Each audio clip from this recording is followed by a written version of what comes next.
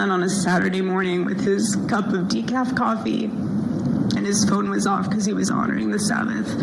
And for him, it was that moment to catch his breath and just be in peace, because he was unreachable at the moment, and he preferred quiet birthdays.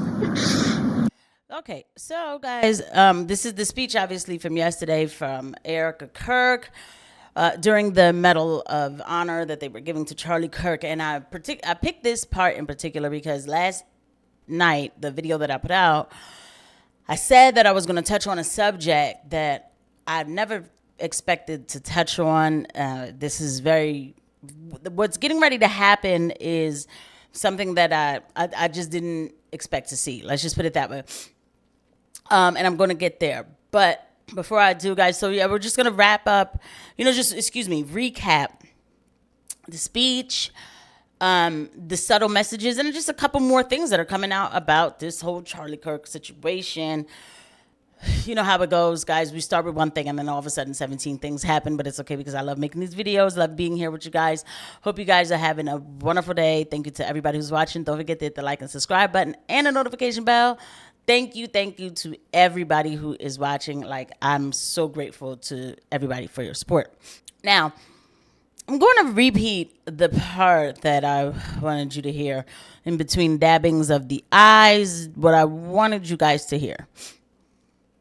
Loved simple but deeply meaningful things.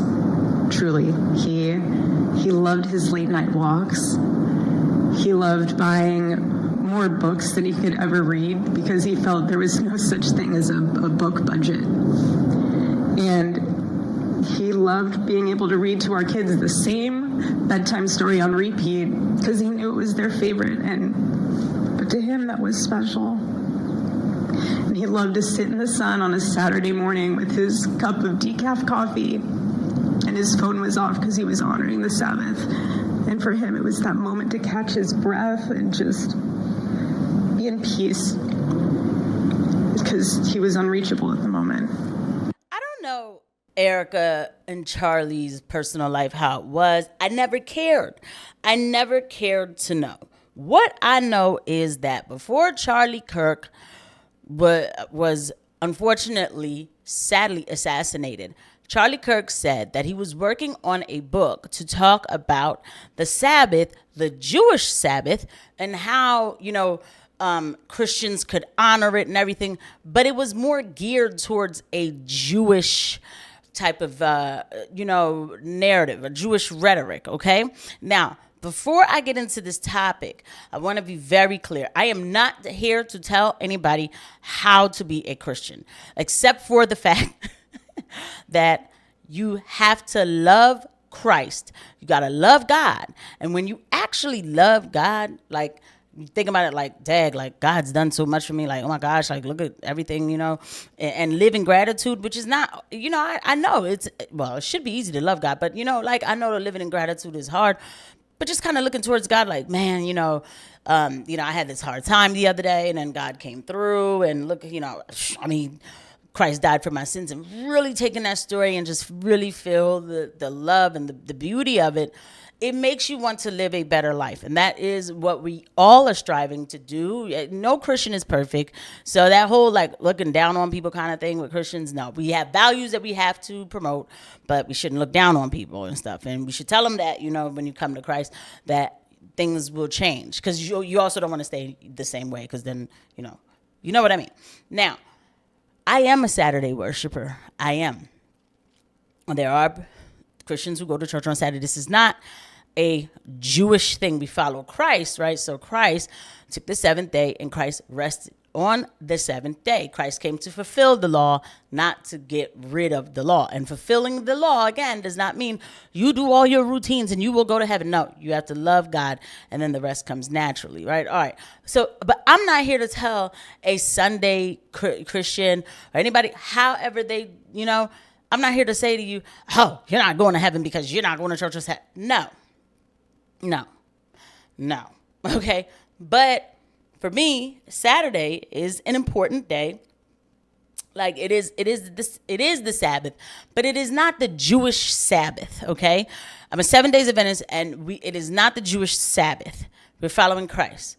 All right, it's just that simple. However, I do think that now all of this stuff is going to get extremely manipulated.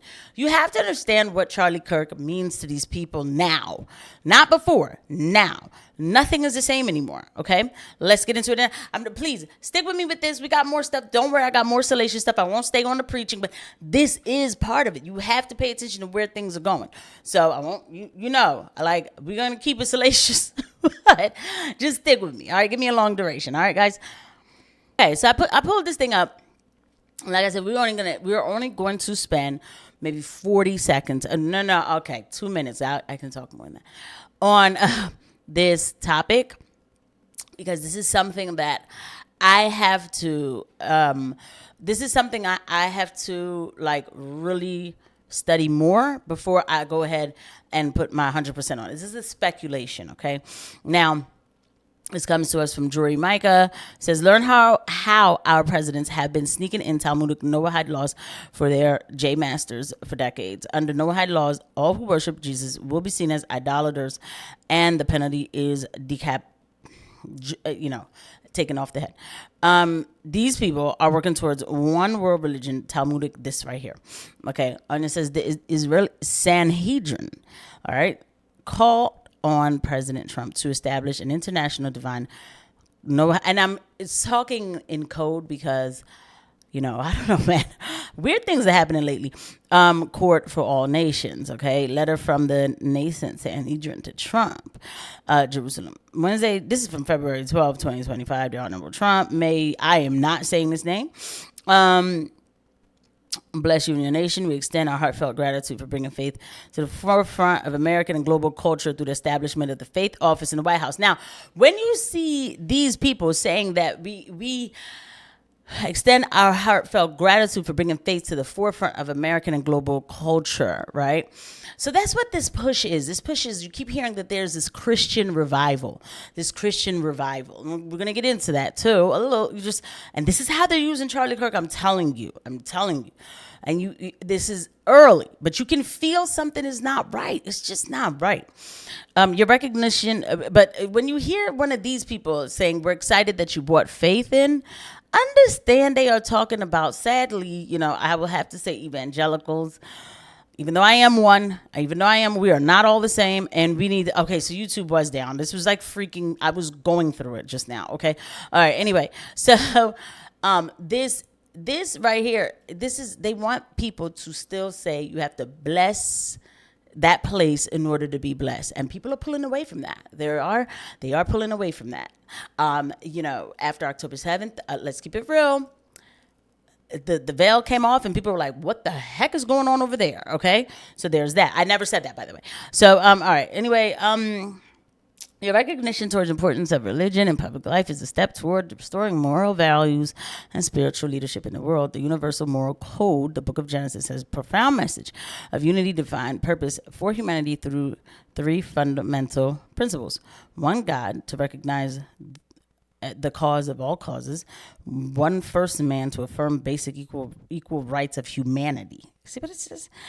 And 1 basic law, to establish universal principles of justice. Without a constructive moral framework, humanity descends into violence and destruction, as exemplified by Cain's murder of Abel. Every nation has unique strength, resources, yet no nation self-sufficient without universal ethic common code. So what I'm feeling like a lot of this stuff is, it's like, Christians, you have to go to church on Saturday because they do. So we need you to do that because they do it. We want to do things the way they do it. And no, that's not. And I am a Saturday worshiper telling you that it is, I'm not doing it to follow them. I follow Christ. You want to worship on Saturday. I would say that's beautiful, right? Because that's the Sabbath day. You keep it holy, right? But for Christ, not because of what they do. And it should never, ever be forced conscripted onto you. Ever. We don't believe in that, right? True Christianity believes in free will. Graphic up there, guys. 179 Throw the graphic up. There it is. So Erika Kirk and J.D. Vance and at Ole Miss, and correct me if I'm wrong. Will's going to get mad at me here. That's October 29th, I believe, at Ole Miss, Oxford, Mississippi. And we also, the other pictures you see on that graphic are going to be Benny Johnson, Lara Trump, Eric Trump.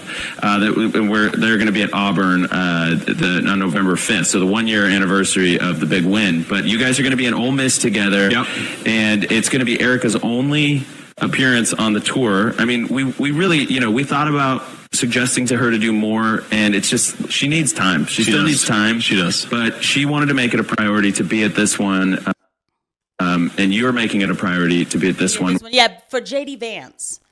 For J.D. Vance, okay? So this whole thing, she has to be at this one for J.D. Vance. Listen, to those of you who are watching who don't understand, the thing is like you can't peg me in too many different boxes, okay? I am a truth teller no matter how inconvenient it is. When I saw this post about Turning Point and how Erika Kirk was going to be part of this first date on the tour, right? So I put, this is crazy to me. I don't care. I tried to be sensitive, but yes, it does feel like this was planned all along. It does feel like Erika Kirk slid right in her husband, Charlie Kirk's role before his seat even got cold. No, I'm not saying she planned, because I got to be careful. Allegedly, right? She planned it, but it feels wrong. It does. When you look at this picture, this just feels wrong to me. Like, I don't know what it is about this. Like, it feels like first off, it just there she is, and here's JD Vance, and then now it's the pushing of JD Vance, and you have to like expand your mind, because the thing is, with this whole Charlie Kirk assassination, sadly his birthday just passed, everything is just a mess, right? I mean, questions. The FBI is done. They said they have the ender. They Kash Patel promised to go look through everybody's theories and all that. None of that happened. Okay, we got a young man who was dropped, all right, and nobody even tried to save his life. Don't care what anybody says, they did not try to save his life. Okay, and I have more on this, all right. And then suddenly it's like this, it's a nice poster, and it's the same people, it's the same talking point people: Eric Trump, Lara Trump, Benny Johnson, Tommy Tuberville, right? Erika Kirk right there, boss chick, and J.D. Vance. And what are they going to do? They're going to start talking about what? What are you going to tell me about? Some Christian revival? Some Christian revival of what? Where y'all are still beholden to this entity that apparently Charlie Kirk finally started maybe figuring out, like, because I don't even know what took him so long to do that, but started figuring out, like, I don't think this works for me, right? And then suddenly there she is. He's gone, and there she is. And everything just goes on. And then people will say, well, Charlie would have wanted J.D. Vance. It feels so fake. I can't believe it's me saying this. It just feels so fake. The registration at his memorial, the pyrotechnics, the talking about constant, all of it's about is voting and fake Christian revivals. And so it just feels so fake. It feels like something is wrong. And then now this talk about Sabbath. I don't know.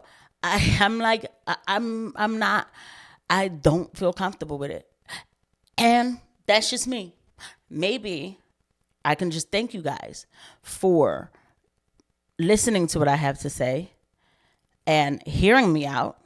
It just doesn't feel right. And so I already been talking this long time. I might as well just go ahead, and I know I'm going to part 2 this anyway, so I might as well just keep it up. So another person who is really weird, who I've actually really started respecting a lot more, is Ian Carroll. I'm not getting mad at Ian Carroll for his position on Charlie Kirk's death.